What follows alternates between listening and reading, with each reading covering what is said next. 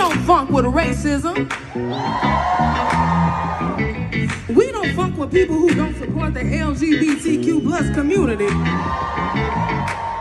And baby, we damn sure don't funk with anybody who don't love a beautiful black queen, baby. You see this tape. You don't let nobody act black and then go home and be white. It only takes a little bit of white brainwash to activate the coon chip in the average Negro. And a lot of white folk have demonstrated eloquently that they don't have no sense.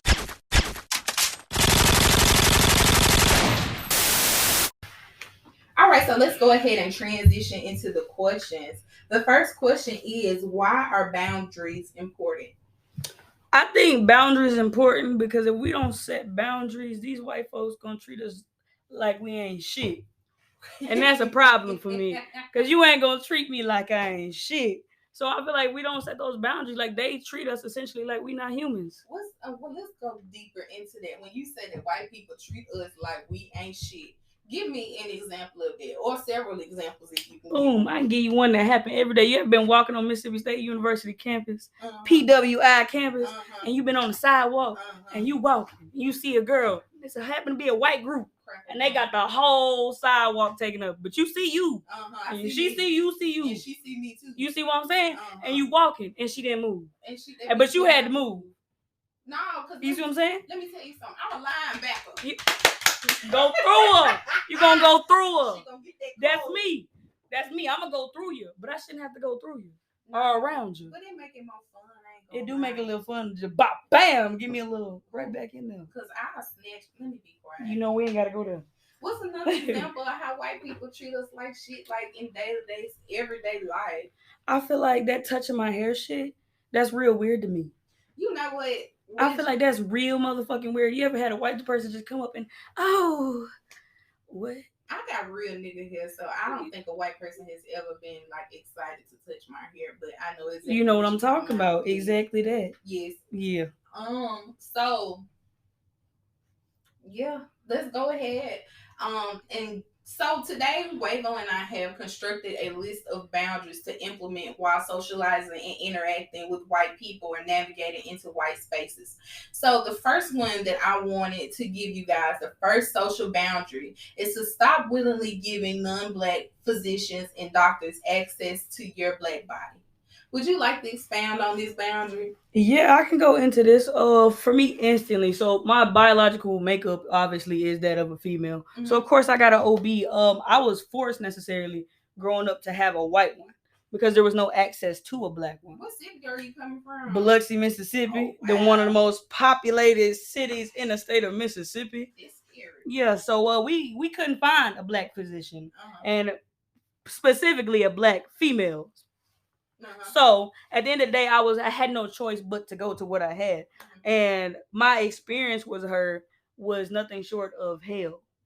Nothing short of hell. What did this white woman do to you? This white woman was trying to put me on 30 different medications for having PCOS. Something that can easily be fixed. Dang, that's crazy. Yeah. And I think that we should talk more about it just because as black people, we are in like great trouble when it comes to like going into doctor's offices just because like, you know, what is it, eugenics, and because they believe that black people were animals, they also associated our anatomy with animals. So a lot of physicians don't feel like black people can feel pain the way that other white people can feel pain, or they think that we're lying or over exaggerating when we come in and we're complaining and stuff. So I think it's important to solely focus on finding a black teen, even with child care births, right? Mm-hmm. So black women have the highest mortality rate of child care births in America. And more specifically, the state of Mississippi has the highest rate of child care mortality, childbirth mortality in America. So obviously the black woman is in danger in Mississippi. Mm-hmm. So we need to be trying to find more black doulas, more black doctors, more black physicians, black dentists, black everything. Yes, and people that will advocate for you in those spaces, because I feel like white people are always trying to get over on this, especially in those spaces. Big pharma's bullshit. Come on now, it's all at the end of the day, it's all gonna come back to one thing, and that's all capital, all money. At the end of the day, they running up checks with these Medicaid. You get what I'm saying? And you know what? That is something I've always wanted to scream black people. Like, I know here we're talking about race, but the biggest issue we have is not against black and white, but it's against rich and poor. And I don't think people really understand that you could be white woman, caring all day, but you're going to have more in common with a poor white woman than you will with a rich black man. Like, that's just how, capitalism works. Yeah. To be exact, that's exactly how capitalism works. I mean, that's exactly what was intended for this country, though.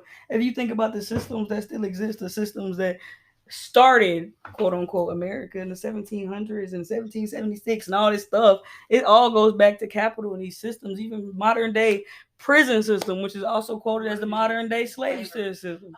You get what I'm saying? It all gonna go back to that root of capital in the system. So I'm in grad school and I taught my first grad class on Friday, and we were going over the 13th, 14th, and 15th Amendments. And the 13th one is the abolishment of slavery, except for in prison. So I'm teaching all of my class is freshmen, and I'm like, okay, so you see this loophole here. What do you think it means? It means that you are free unless you in jail. This white boy looked at me and goes, it's not that bad like it used to be, though. And I was like, baby, who told you that? Baby, your ass been in jail. No, and they don't realize that, like, I watched a really good video about it today, how, like, these people are making no more than 10 cents a day. And if you have good behavior, then you have the opportunity of making 125 cents an hour. Every day. An hour. Yes. It's giving slavery. It is. It's and giving then slavery. They're making money off of our backs, off of the labor of black people. In fact, Ohio just reported today that they will go into bankruptcy if they're not able to uphold, like, the prison system in Ohio. Like, they're going to go into bankruptcy if something happens to it. And that is complete. That's the same thing going on in Mississippi. We got the most incarcerated black men per capita is in the state of Mississippi. I'm so scared of the police.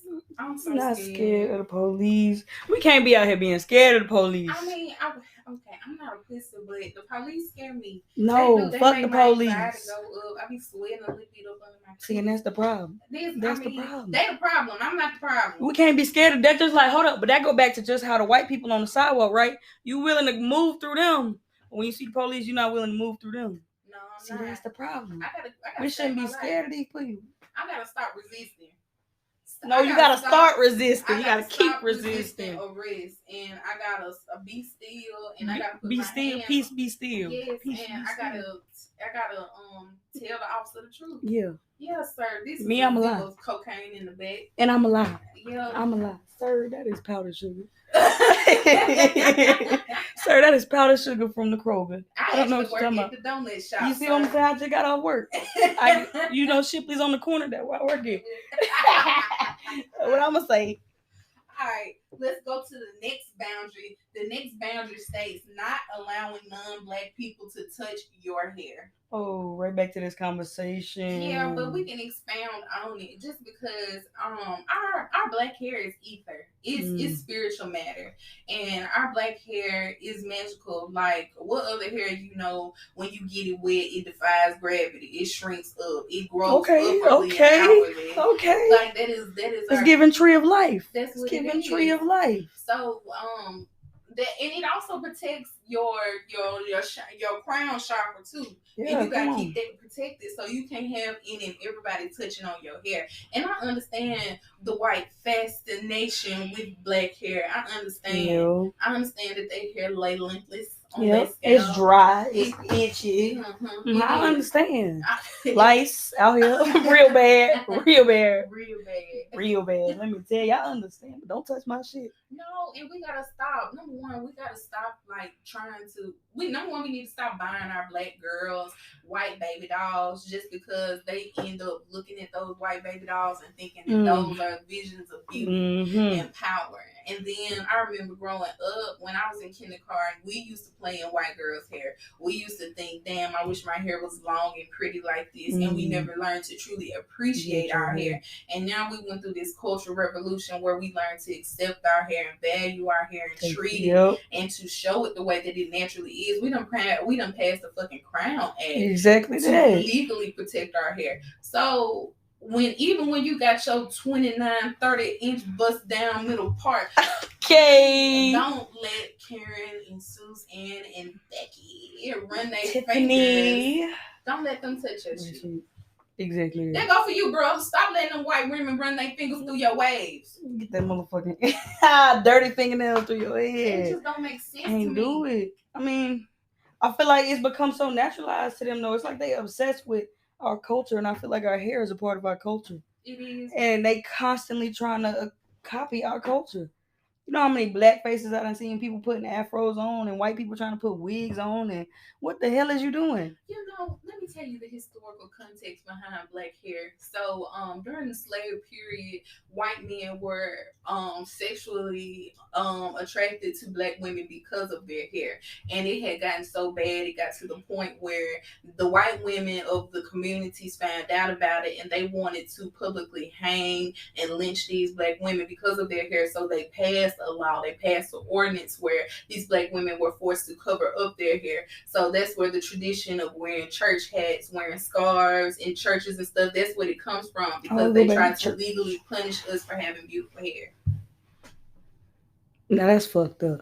That's your. But it don't surprise me. That's the worst part. It's not surprising type of shit they didn't did. But don't let nobody touch your hair. Don't let nobody touch your hair, your baby hair, your cousin hair. It don't matter. Don't let nobody touch your hair. Let's move on to the next boundary. Number 3 is not allowing non-black people to mispronounce your name ever. Ooh, child. What? I gotta deal with this shit every day. Tell me the story. Is it McKee? Is it Makai? How do you say your name? I can tell you exactly how to say my name 13 times, and they still gonna sit there and say that shit wrong in front of the whole motherfucking class. Yes, and they're not gonna care. They're not gonna give no fucks. You just sitting there, okay, and then move on with your life. And I'm just like, do I really? I'm gonna stop you. You're not gonna continue to take your role until you say my name, pronounce it fully, correctly, and real loud. Emphasis on the real loud, because I don't got time for that shit. You gonna learn my name one way or the other, and you gonna hear it again and again. So we gonna get it right the first time. So when you hear it again, you know who I am. That's real. Every time. So let me tell you the historical context behind black names. So during slavery, families were broken up and they were taken apart and they were separated historically. So what black mothers did as a response of the disbursement and the displacements of families, they gave their children unique names, so that when in the case or the fact that they were separated, you would have a unique name to the fact where people would hear it and it would be memorable. So when they were writing letters, they were writing in newspapers trying to find their separated family members, they would write down what their names were, which were very strange and odd, and they depicted different things, and they were rooted in Afrocentric names and stuff. So that's why names are historically stranger, but they're also historically powerful. Your name holds meaning, and that's why it's so important for you to allow white people to put some respect on your name. Your name is your power. And that goes as far as not even allowing white people to give you a nickname because they're too lazy to learn your real name. Please don't ever in your life allow a white person to shorten your name. You tell them to call you what your mama named you. Exactly. Yeah, exactly. On that whole name at that. Okay, Javante, Jamaris, Jamari, Johnson. What? Okay. Look, I mean, if you can pronounce all these Auschwitzbergs and that's what I'm saying. What the hell? Rutherford Vermontons, whistle blowers, like all that, and you can do all. But you can't take the time to know my name. No, I feel like black names all like the really, really urban ones. They sound similar. Like if you've heard one, you can pretty much, for the most part, kind of exactly that with how it's pronounced. Yeah, that's how all black. That go even past black names. Most names is like that, except for white people. White people, Tiffany, Becky. See that? You know what I'm saying?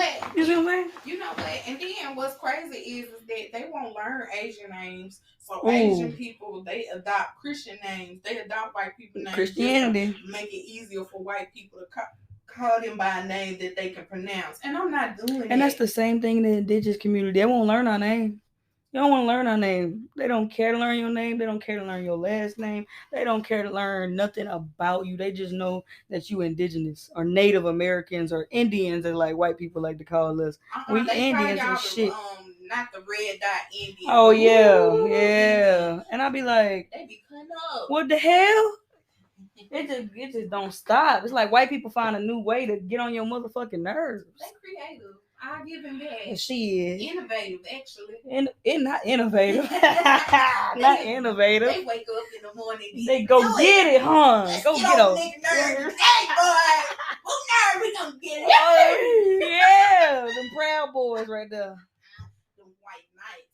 Look, leave these white knights alone. Let's get into the next boundary. Boundary number 4. Stop allowing non-black people to perpetrate and mimic the realities of black people. That's a hard one. That's a hard one. That's a hard one. That's a hard one to get into because like our reality was created really by them. Yeah. Our entire reality of today, every system, everything, and you can name anything you want to, and I'm gonna tell you how it's related to back to black people, school. Hell. Yeah, I think PWI, we on the PWI campus right now. Yeah. This is my reality. Experience similar to this. I got a lot of different experiences. Would you like to share one with the people? Okay, so me personally, I always wanted to go in the military. That was my thing. Like before I even, was educated on the military, America, and all these different systems, I wanted to go into the military. So I was like, okay, I'm gonna go in the military. Right. I became the shit at ROTC and all the shit. I was ready. I was ready to get on the bus and go fight. Bam, bam, bam. I was ready.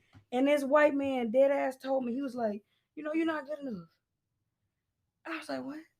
What you mean I'm not good enough? I done met generals and got, national recognitions. I done passed everything. I got high scores. And he said, you just not good enough to be one of us. I said, really? He was like, my reality will never be yours. And I said, really? Well, tell me why he in jail today. For what? Not the Marines. The Marine, baby. The Marine. The sergeant, the Marine. What? He in jail for money laundering. Oh. But I wasn't good enough for him. No, you weren't good enough. I wasn't good enough. He said the military can never be a black person's reality. But that's the truth, though. That's what I was getting to you. He was 100% right. And I'm glad he said it when he said it, because if I would have went in, I would have hated everything about my reality. You would have, because the military is not created for black people. Exactly. Historically, it's not. The military does nothing but reduce us down into a small life. And why in the world would you want to fight for a country that wouldn't want to fight for you? Exactly, but I was brainstorming. I was brainstorming. Boy, they had my ass. They had my ass. I'm ready to go die for Uncle Sam. Yeah.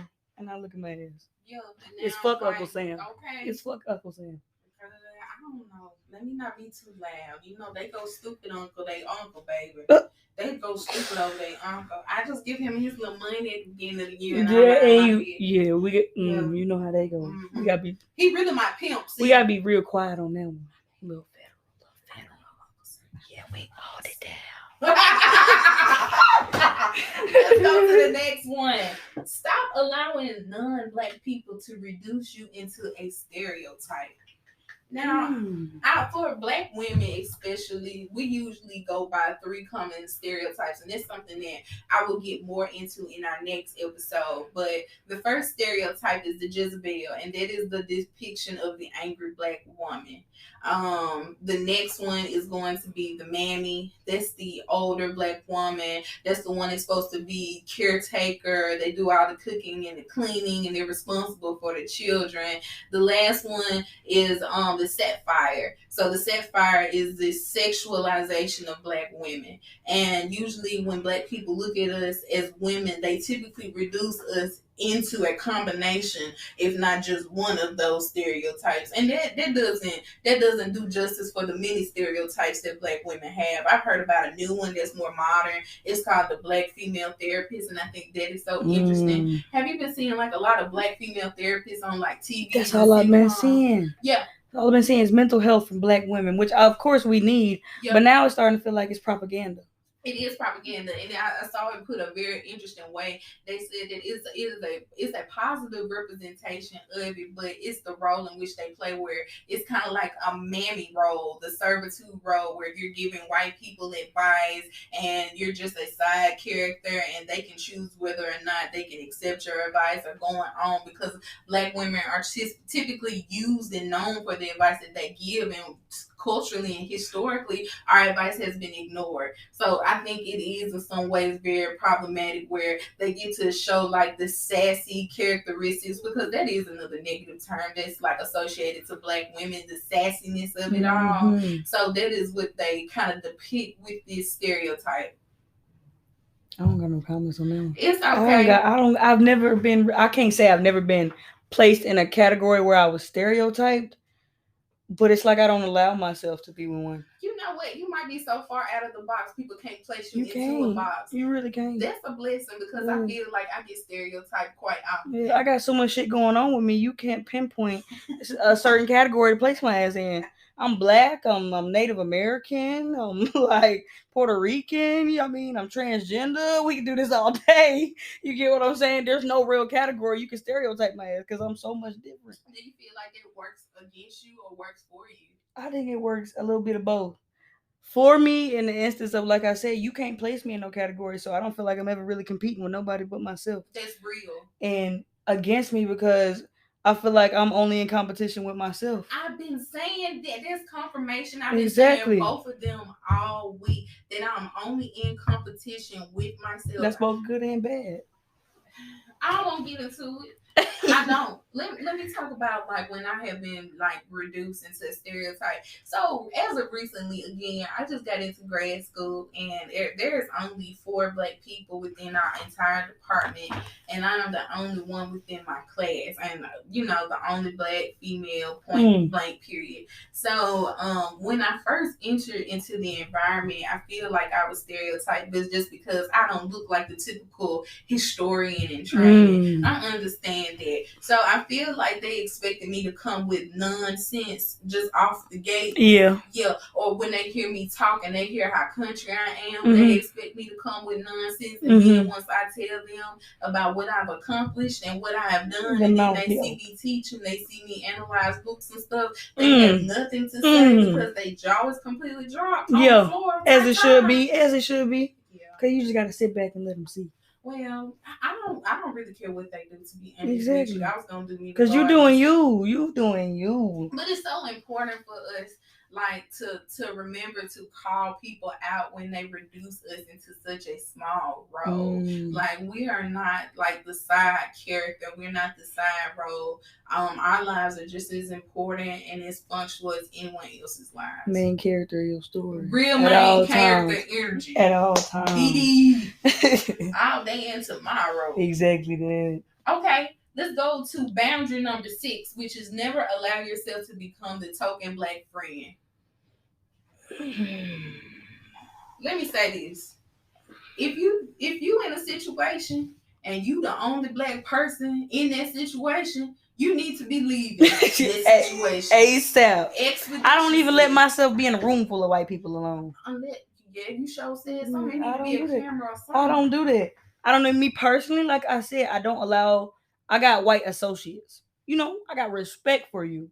We ain't never gonna be friends. Because at the end of the day, you ain't never gonna know what it feels like to be me, to be in my skin tone. The tokenism for me really is the problem, because especially I feel like the stereotype really is for black men, because I feel like more often see a lot of black men hanging around like large groups of white guys, and they are the token friend. They the friend that let them say the N-word on nilly willy. Oh, yeah. They the friend that they can make racist jokes. Yeah. Oh, and by the way, I wanted to say that racist jokes are not funny, and all you white people can go to hell, because all your jokes are old, they're tarnished, they're decrepit, they're geriatric, and you can let them go. At least when my black people gonna get on white folks' ass, they gonna get on your ass for the old and the new, and they coming up with new jokes every single day. So I just wanted, at the end of the day, it's time for you to retire your dry jokes.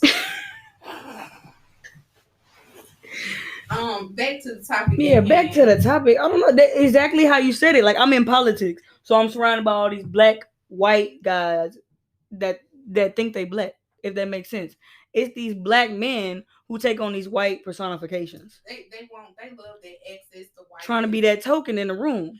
Exactly. You're not doing nothing but getting used. You're not doing shit but embarrassing us. How you gonna give a privileged person more privilege? How you gonna let somebody go outside and act black and then come home and be white? Exactly that. And then that give them the access to be able to be like, oh, well, I know how you black people feel in these communities and this. You don't know about shit about how nobody feel, but all because that one black person stood his ass in that room and acted real motherfucking white, all of a sudden you feel like you know some shit.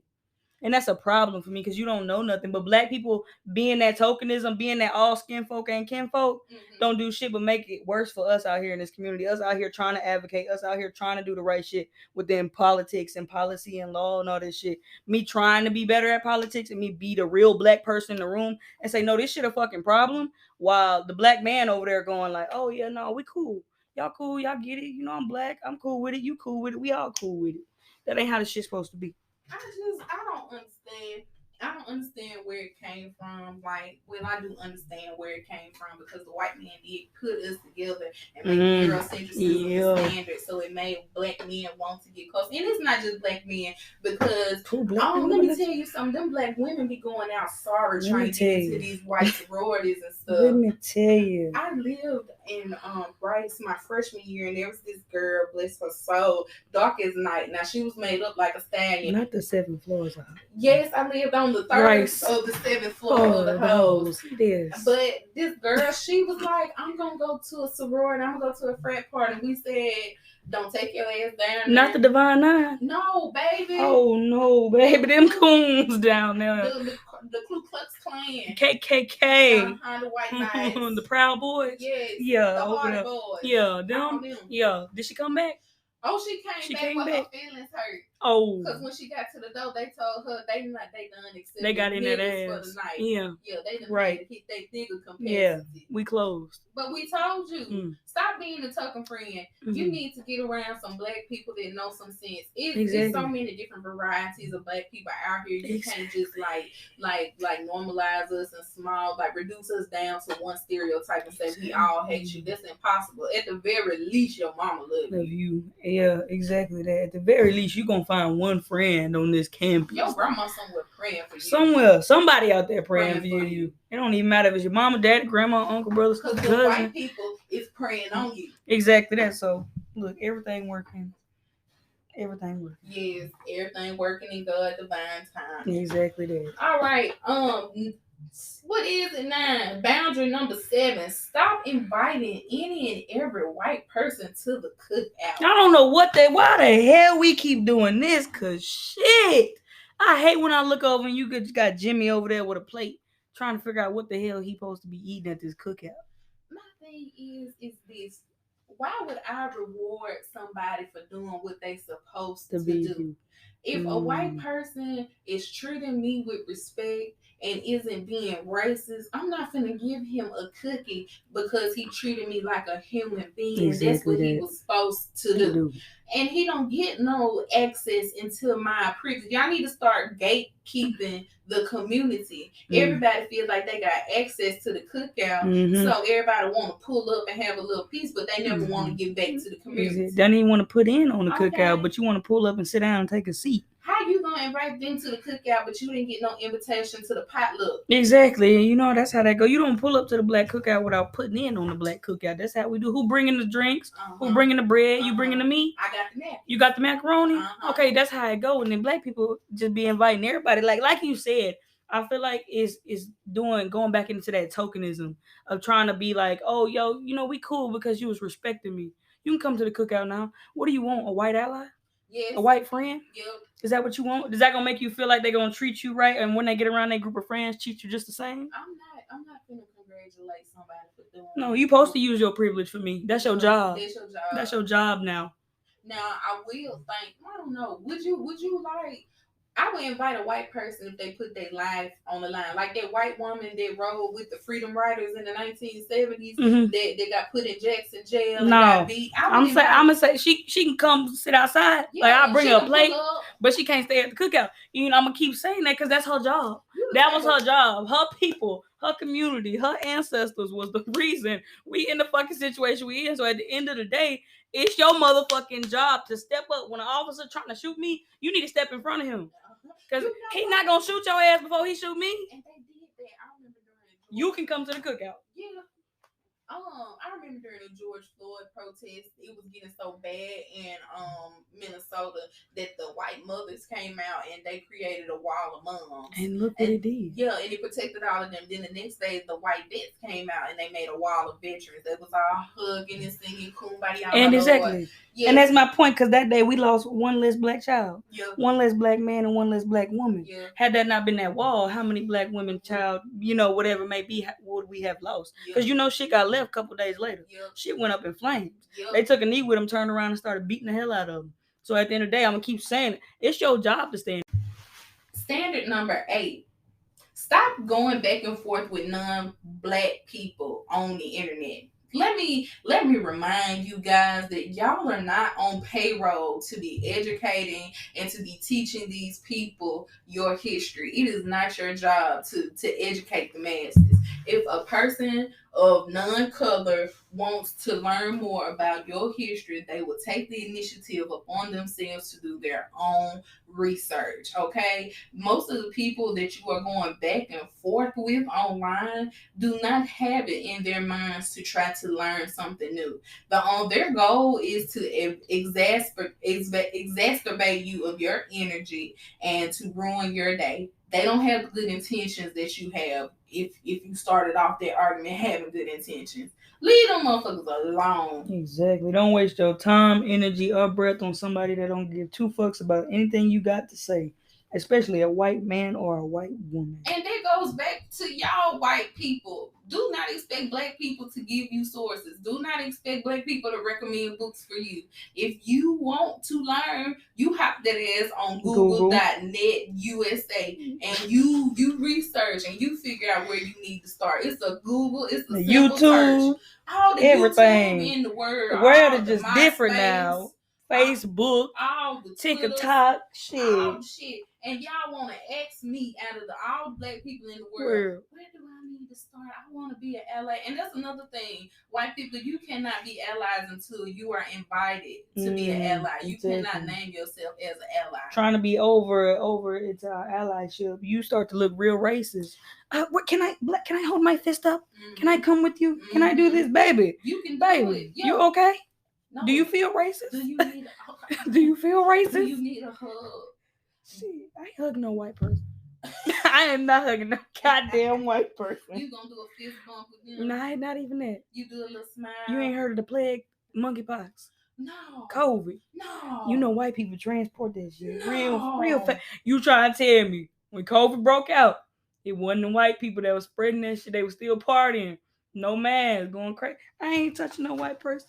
I believe in sanitation. I believe in dreaming, shooting for the stars. Come on, and for our final standard, our final boundary of the afternoon, not allowing non-black people to say the N-word ever. And let me preface and let me place an emphasis on this. Y'all need to stop that mess. Y'all do. So, do you think I need to give them the educational background behind? Yes, give them the rundown. Let them know what's really going on. Okay. But go into your real quick. My doctor. Okay, doctor, come on, let's go. Take me to church, Dr. Gray. Take me to church. So essentially, the word nigger, Nigger, comes from the word nagus. And the word nagus comes from African dialect, which loosely translates into the word king. So when they took us all from South Africa and they dispersed us through the Middle Passage and they placed us into enslavement, they turned the word nagus into the oppressive word nigger, and it's a term that enforces and supports the oppression of Black people, because it justified the fact that there was someone over you that was oppressing you, and they made sure that it put you at a lower or a lesser place of power. So anytime that someone calls you that, it brings up the racial history and the racial significance behind it. Okay. And I also want you guys to keep in mind that there is no other word that has this type of power. If you turn around and you call a white person a cracker, which most of us do, the word cracker comes from the history of the white man cracking the whip on the Black person's back. It does not have any type of significant history that oppresses the white person. There is no way that you will have the type of power to oppress the white person. So no, calling a white person a cracker is not technically racist. It might be prejudice, but it's not racist. So I hate that racist, that reverse racism. I'll argue it down all day. There is no such thing as reverse racism. I keep on trying Resistance to and oppression, that's real. Resistance and oppression. Reverse racism, I don't know about that one. Y'all need to stop. So like up north, I've noticed that there's a reoccurring trend of Black people allowing different races to say the N-word because they feel like that is a word to justify friendship or kinship amongst people. And I don't approve of it. I don't. And it's a lot of people down in the South that don't approve of it because we have a great understanding of our racial history in the South. We're more connected to our ancestors. If you up north and you hear somebody that is not Black saying the N-word, you're supposed to smite them. Exactly. We got laws down here on words like that. Like they outlawed that shit at one point. Like literally the fact that you had to have a federal law against the word nigga should tell you everything that your white friend shouldn't be saying. I just don't know why y'all feel like that's okay. I won't want no white person to say, "What's up, nigga?" Anyway. Hi, nigga. See, what? I'm real quick to tell a white person, don't let me hear that come out your mouth. Because you know what's up. You know what's up. You gonna have to hear me. You're gonna have more than one problem. You're gonna have a whole community of problems. Not a plethora, not a plethora. What we roll up like the Royal Navy did in 1865. Let me hear you. We don't play by that. Oh, we coming like the Haitians during the rebellion. Do you hear me? Revolution. Don't play with us. Whoa. All right, so let's go ahead and transition. Let me go over our list of boundaries before I transition into our tips. Number 1, stop willingly giving non-Black physicians and doctors access to your body. Number 2, not allowing non-Black people to touch your hair. Number 3, not allowing non-Black people to mispronounce your name ever. Stop allowing non-Black people to perpetrate and mimic the realities of Black people. Number 5, stop allowing non-Black people to reduce you into a stereotype. Number 6, never allow yourself to become the token Black friend. Number 7, stop inviting any and everyone to the cookout. Number 8, stop going back and forth with non-Black people on the internet. And finally, number 9, stop allowing non-Black people to say the N-word. All right, so now that we have brought up all these boundaries and we have highlighted all these problems and things that you need to be focusing on while you're navigating through these white spaces, we want to be able to provide you with a few tips and a few solutions because that's just the type of people that we are. For sure. Wavo, go ahead and give them the first tip. Again, you need to be advocating for yourself. It's amazing to be an advocate out here, but if you're not advocating for yourself, you can't advocate for nobody else. You need to be establishing boundaries for not just everybody. That goes for all Black people, all white people. It don't matter if you're pink, purple, or blue. You need to establish boundaries for everybody. And most importantly, for yourself. Prioritize your mental health, your education, your life. Everything you got going, you need to prioritize and advocate for you. Be there for you. Step up for you. Speak for you. And most importantly, stay true to you. That's real. I also want to place the emphasis on the latter part of this tip, which is advocate for others. Yes, advocate for yourself. Speak up for yourself. When you are in a position where you have no power, you need to be the only person. You are going to be the only person advocating for yourself. But I feel like as a culture, not just Black culture, not just white culture, but American culture as a whole, we have become so desensitized to violence. We have become like, it's so normal to us because of the exposure we receive because of social media. I wanted to bring up an example that happened in New York where there was a woman, trigger warning.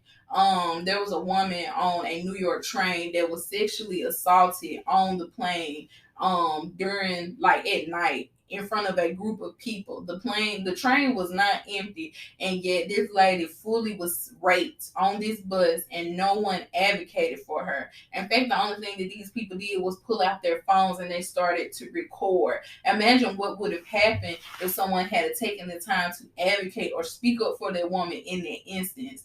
Like I said earlier, imagine if someone had really advocated for George Floyd. Yes, there were a few people who stood up and said something was wrong, but imagine if someone had to put their life or neck out on the line. Maybe George Floyd would be here to tell his story instead of us telling his story for him. You want to give the next tip? Tip number 2, it's not your job to educate people that need to be educated. It's our job to educate Black children. Again, we shouldn't be entertaining these ignorant conversations on social media and even in person. People who asking questions they obviously know the answer to. Because rule number 1, you never want to really ask a question you know the answer to. And these white people know what the hell they doing when they badgering us, fucking with us, trying to intimidate us and step on us and treat us like we ignorant when the whole time they the ones asking ignorant questions. And that just goes back into not feeding into that and being the ones feeding into our children, our youth, our up and coming generations. We the generation that's known for breaking most of the generational curses, changing shit, speaking, talking about mental health, talking about shit that these older generations don't want to have conversations about. And now we in a position to set the pace for the next generation, set the lead for the next generation, be an example. And now I think more than ever we see more Black kids wanting to be more Black professions because of us. Because when I was growing up, I wanted to go in the military. Because of Black women. Exactly that. And now I see a Black woman doing this. She a physician. She a OB. She doing all these things that I always had white people doing. Mm-hmm. And so now more than ever, because we educating ourselves and we changing generations, it don't do nothing but put an emphasis on our future and our future generations. So yeah, uplifting our Black community and most importantly, our Black babies. Yep. Most definitely. The third tip is stop allowing non-Black people to intimidate you. And I feel like that has a lot to do with imposter syndrome. We go into these spaces. Imposter syndrome is this feeling of when you get into these mostly white spaces and you feel as if you are less qualified or less than those your white peers and counterparts. And that is rooted in white supremacy and racism. So don't allow these people to make you feel as if you are less than. If you are in the room, you take their presence and you become a part of a movement. You speak your piece. Nobody is better than you. The only person you are competing with is yourself. Nobody is better than you. So be the light in the room. Be the light in the room. Don't let these folks intimidate you.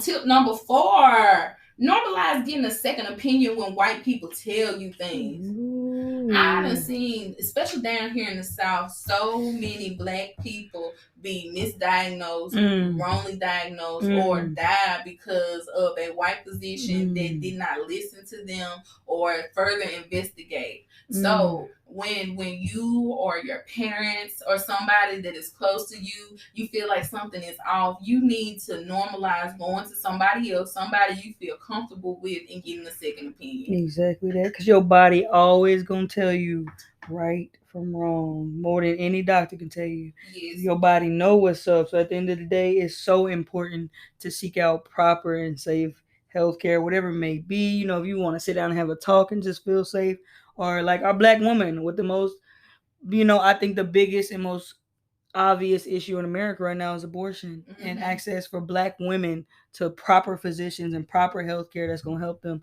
So more importantly, like our Black women, don't be afraid to go get a second opinion. If you are forced to be in a situation where you got a white doctor, don't be scared to go get you a second opinion, because at the end of the day, we need you and your future. Very true. And let me give you the final tip that you can implement into your day-to-day life to help you with setting boundaries. The final tip is to educate yourself on Black topics that interest you and to find credible and scholarly sources. So I understand that a lot of Black history is very grim and very dark, and it might not be comfortable to research topics like slave trade, enslavement as a whole, as well as the discrimination that we have faced throughout our 400 plus years in America. I do, however, want to interest you to study more diverse and more broad topics within the Black arena. So there are so many different facets and eras within the Black community. Something like the Black Power movement, the My Black is Beautiful movement, the Black Renaissance in Harlem, the Civil Rights movement. There's so many different Afro futurism. There's so many different facets of Blackness that you could look into and learn more about and be proud of, because we have done so much and overcome it. So when you are researching these things, make sure that you are finding credible and scholarly sources. And I cannot stress that enough. Y'all, I don't know what's going on, but people are really blackwashing information lately. Have you heard that term before? I heard that term all on Twitter right now. I've been hearing it on TikTok too, because have you been hearing the Black people say that the Black people is the original Native Americans? Yeah, that shit. As somebody who is indigenous by blood, I'm real. You know how that's like a white person saying some shit like that. It's stupid. No, baby, indigenous is indigenous, native to this land. That's just like, Black people come from different tribes all over the world. Hell, that's how the slave middle passage started. Black people born with different tribes and not paying tributes to kings and queens. So you can't sit here and tell me that Black people is the original indigenous people. Or this whole idea that all Black people come from Egypt. Like, yeah, that's so over. A majority of enslaved Africans came from South Africa. They came from South Africa, y'all. We did not come from Kemet. They are Black, they are African, but they are not us. All skin folks are not kin folks, and y'all gotta understand that it was the Egyptians that sold us into slavery. So y'all gotta stop saying that. Y'all gotta stop trying to make Egyptian culture African American culture, because the Middle Eastern already claimed Egypt. Yep. And then they think Egypt the whole continent of Africa. They do. They don't even recognize Egypt as as a part of Africa. They consider it the Middle East. I'll be like, so I wear these two rings, right? I have a ring of Queen Ida. She was a Black queen. She had an all Black resistance army base, and they fought off the British. Then I have a ring of King Tut on my finger as well. So I was in Jackson buying some cigars, and this Middle Eastern man was checking me out, and he said, "I love your rings." And I said, "Thank you." He said, "You got one from Africa and one from the Middle East." And I looked at my rings, and I looked at my rings and be like, both of these rings are derivative from Africa, because Egypt is in Africa and Queen Ida's from Nigeria. So I'm sitting up here I was like, "You don't consider Egypt as a part of Africa?" And he like, "No, it's the Middle East." Y'all need to kill that dream. That dream's so dead. It's been whitewashed, and now y'all trying to blackwash it. Exactly that, right back. So make sure when you're doing your research, you are finding credible scholars. Y'all leave Wikipedia alone. Y'all gotta use your Britannica and all that shit. All this stuff. Leave that alone. Go open you a book. Go read your manuscript. Go to the library. Watch a documentary. Do something. Cause this stuff right here, they really they making us look stupid in front of company. Okay, y'all need to let that dream go. All right.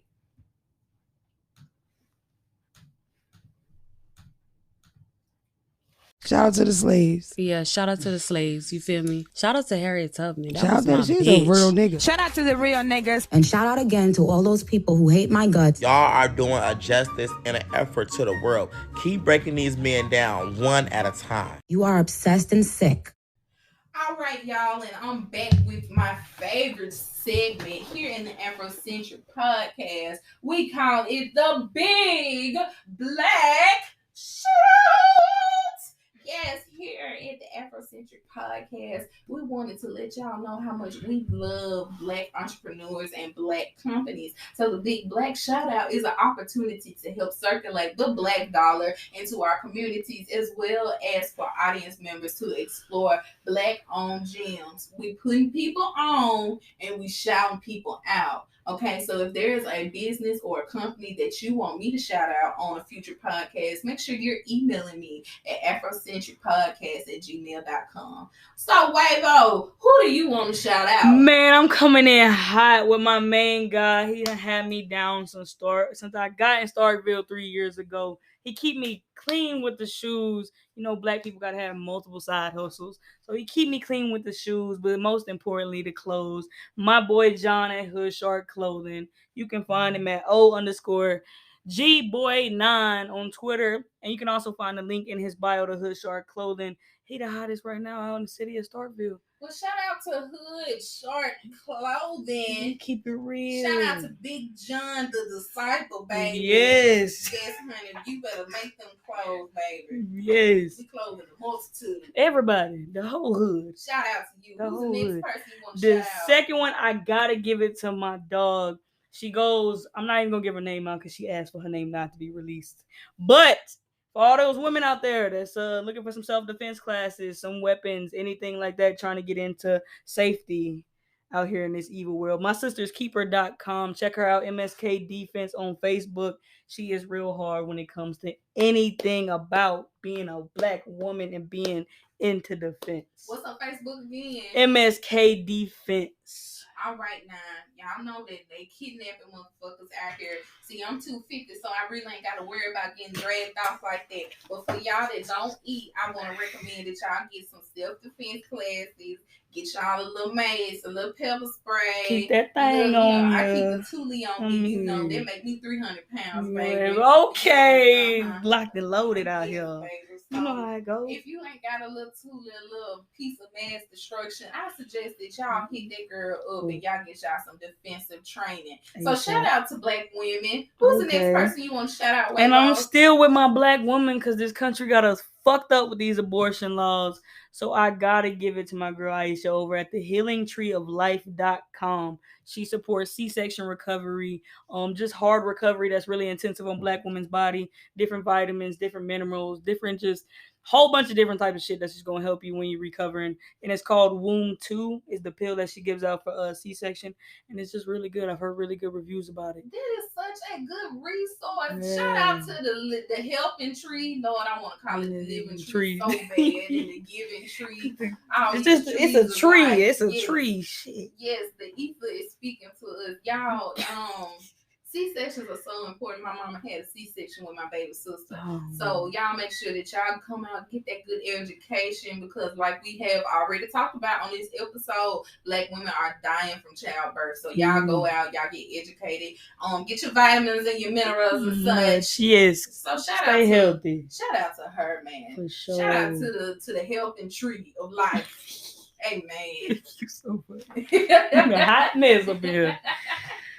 Whew. And then we coming in hot with my third one. I'm gonna keep staying on my black woman because it's just not enough emphasis on black women today. I love black women. So boom, see, say it one more time. I love black women. I love them too. So I'm gonna come in hot with Joy Wade. She created a book called A Black Girl's Guide to Natural Hair. We love black women, black books, and black hair. Yes, it's important to teach these babies how to take care of their hair, how to prioritize it, how to love it, and how to live in it. A Black Girl's Guide to Natural Hair, and it's $7.99 on Amazon. So you know we real efficient with the money. That is so real nice. Efficient, and it come not only in the physical copy, but she got the audio book already out. So you know if your baby just want to listen to her talk, she got a nice calm. You know that black auntie voice that make you real calm when she say baby. She got that voice on there. Yes, black mothers. Go we ahead. Found another tool to help yield and guide and groom your child. Yes, Lord. Y'all go ahead and y'all cop that book. You got one more shout out for me today? I got one more for you. It's called A Letter to Myself. It's by Aisha Bowe. Okay. And what she does, you can literally just Google A Letter to Myself, and she's one of the first people to pop up. And then she made a deck of cards for self-love. And you can pull a card each day, and it's a different self-love, a different self-affirmation, something that just make you feel better when you're having a long day. I want to place an emphasis on the fact that black men, y'all can use this too. Exactly. Everybody needs to learn how to do self-love, needs to learn how to appreciate themselves, because how can you love someone else before you love yourself?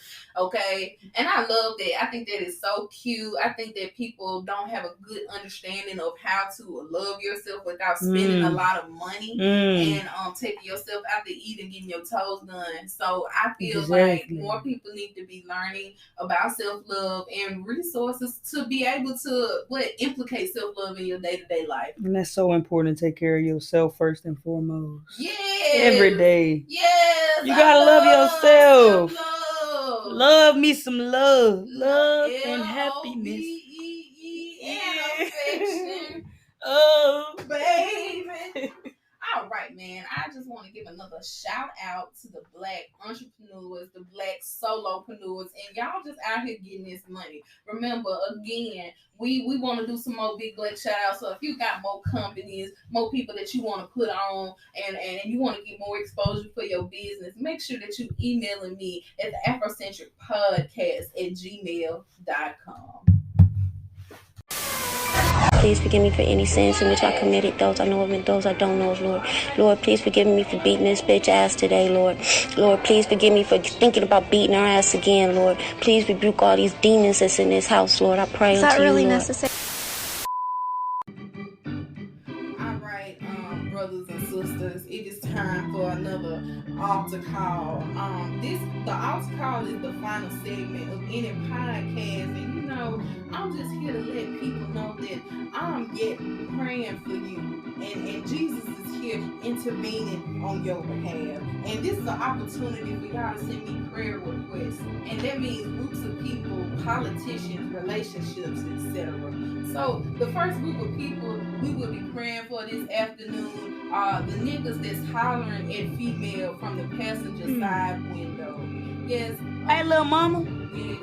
Let me talk to you. Matter of fact, we rebuke that in the name of Jesus. Amen. Yes, we ask that the Lord remove the spirit of scum off of this generation.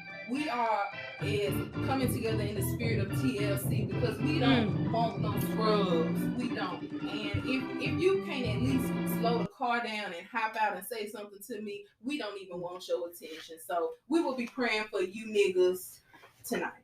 All right, so the next group of people we'll be praying for is the niggas that be sending their homeboys over to get a girl's number. Yes, I'm praying for your healing. Hey, what's your name, mama? I talk to you. My friend trying to get at you. That is so insecurity. I'm gonna get your ass up and come be a man. No, and I really am praying for their healing. I feel like the men really scared of rejection. And pray over you. I want you to know that rejection is not an end all and be all. Matter of fact, the Bible say that Jesus was rejected on the cross. In fact, God turned his head while Jesus was laying on the cross for your sins. So you remember, if Jesus could be a little rejected by his heavenly Father, these bitches, you pay them no mind. All right.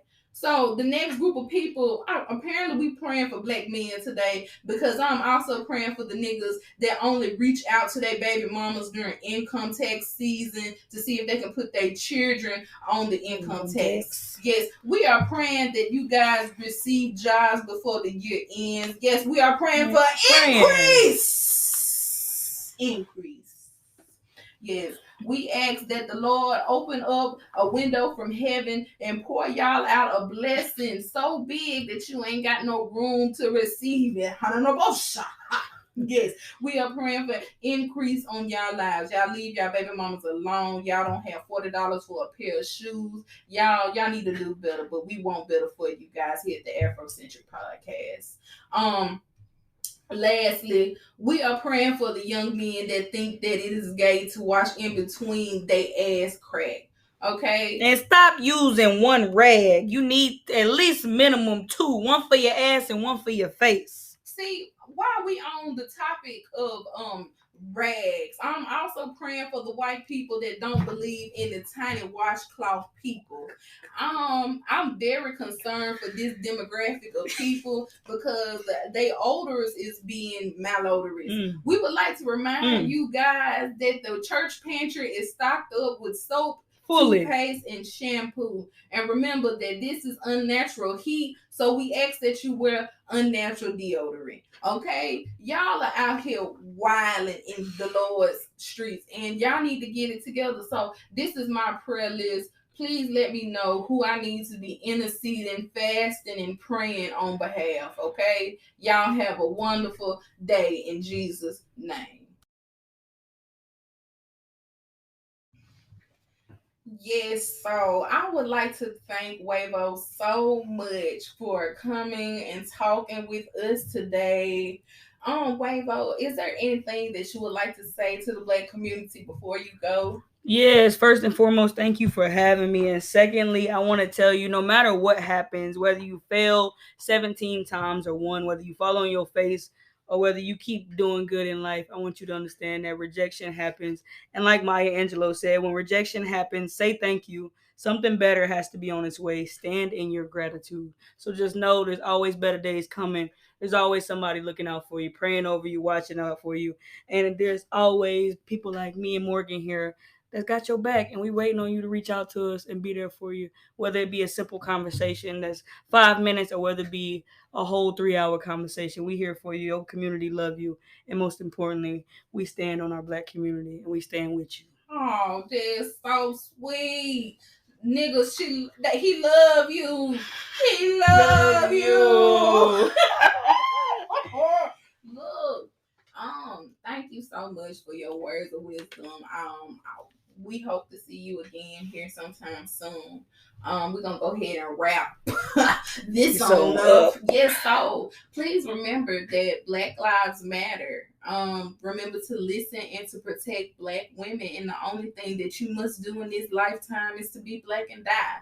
And we're just civilized people having civilized conversations. Remember that if you like this podcast, to like, follow, subscribe, and share. I'll talk to you guys soon.